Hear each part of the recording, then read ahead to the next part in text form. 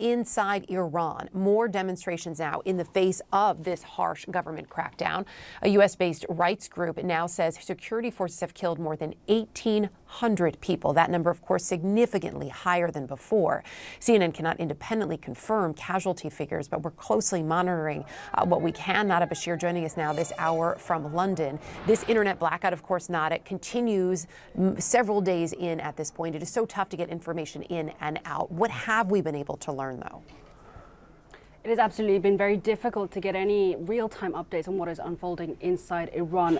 Some Iranians have been able to use some landline phones to make calls outside of the country to give updates on what is happening. We've been hearing from some on the ground who have said that the protests have died down somewhat as of Monday in comparison to previous nights. I've been speaking to one contact who's told me that one relative was able to make a call out to the UK to give an update saying that they had heard warnings from their students that security forces were shooting relentlessly at protesters during these nightly demonstrations taking place in Tehran. So a very troubling picture coming from just these snippets of information that we have been able to receive as a result of this total internet and communications blackout that is still in place over Iran. And of course, we have seen some video emerging since that internet and communications blackout was in force. We have seen videos, distressing videos, showing body bags lined outside a medical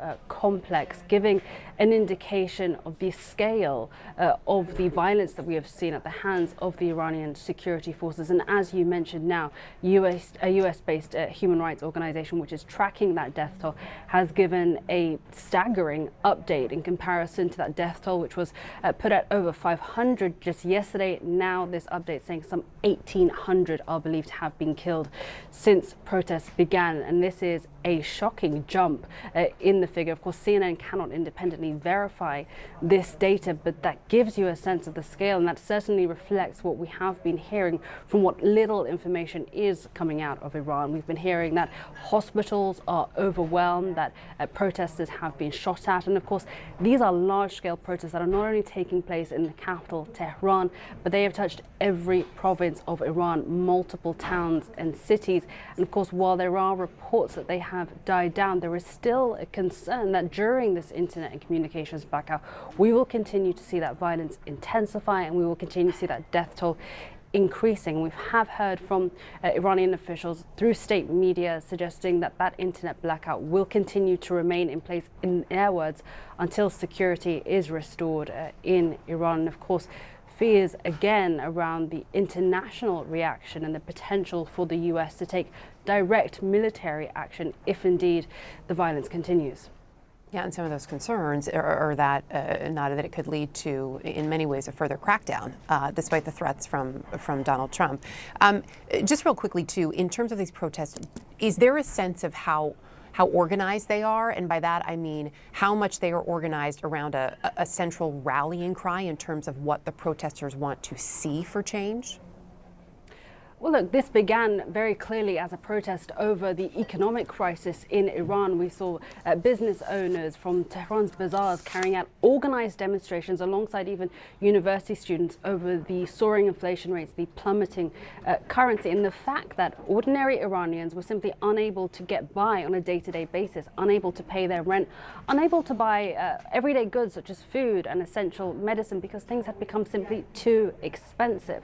But this has really grown and evolved into so much more. Of course, there are multiple wide-ranging grievances with the Iranian regime beyond the economy, including political freedoms, social freedoms. Of course, as we have seen in the past, women taking to the streets in protest against the regime's strict rules and regulations on the way women dress, where they have access to in terms of where they're able to be active openly.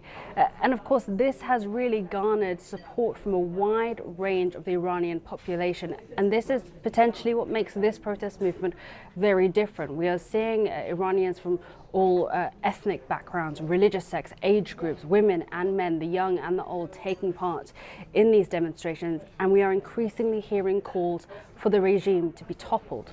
CNN senior political reporter Stephen Collinson, who's joining me live from Washington. When we look at the way that this is all potentially, or the way this could potentially play out, it's important to note, as you did in one of your recent columns, Iran is not Venezuela. And there are certainly some lessons to be learned in the way that the president, the administration went about removing Maduro and what has been left. What is your takeaway in this moment when we look at these two particular situations, which are in fact quite different? I think the first one, as you heard from what Elena was saying, was this Iran situation is far more complex on the face of it.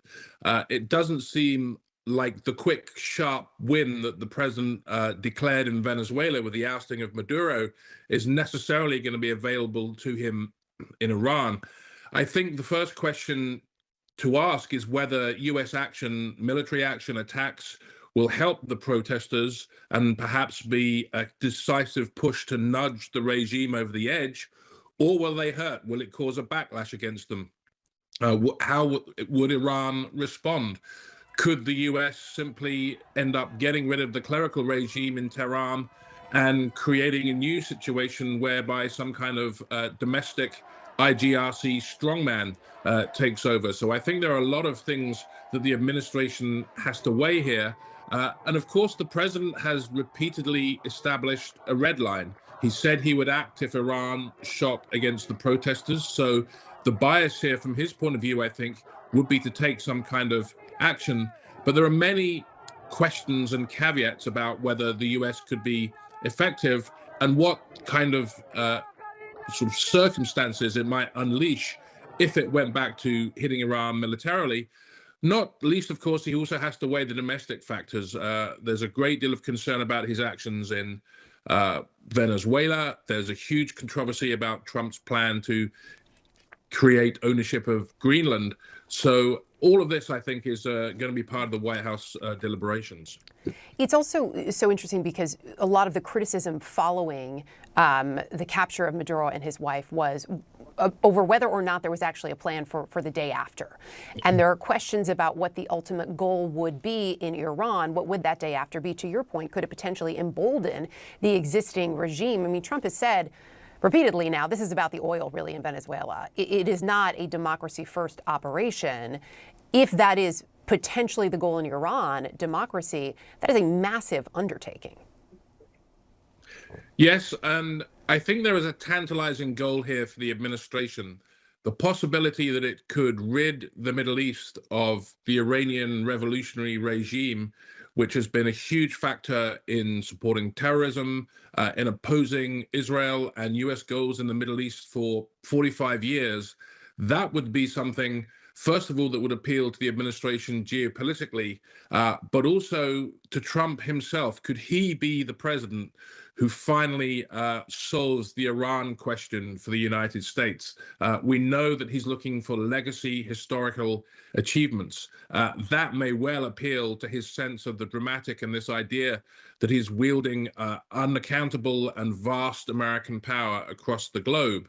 Yet at the same time, is there that option that the United States has to create a quick, spectacular military clap and not get dragged into all sorts of other consequences that might flow from Iran? We know that, the whole US showdown with Iran started in the early 1950s with a US coup that was motivated by oil, somewhat similar to Trump's actions in Venezuela in recent weeks. US plans made in Washington that seem very logical on the face of it often end up leading down difficult, punishing ways for presidents in the Middle East, as we saw in the early years of this century as well. So I think there's a lot for the administration to be concerned about, even in its current belligerent and bullish mood.